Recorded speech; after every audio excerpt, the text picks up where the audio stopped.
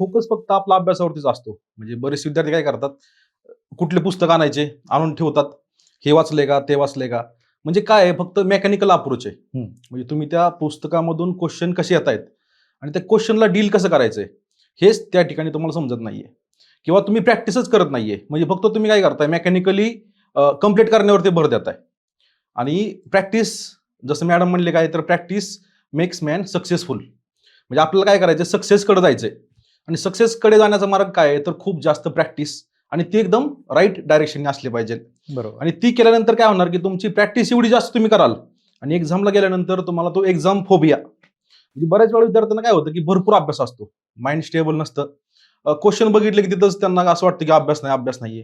तणाव म्हणजे काय आहे, एक प्रकारे तुम्ही नॉलेज गेन करताय, पण त्याबरोबर तुमची मेंटल स्टॅबिलिटी ती पण खूप जास्त महत्त्वाची असणं आवश्यक आहे. बरोबर. म्हणजे मेंटल स्टॅबिलिटी नसल्या कारणाने तुम्ही काय करताय, रॉंग, जसं की गोल हे रंगवताय आणि परत आल्यानंतर असं समजतंय की तो आपला क्वेश्चन चुकलेला आहे.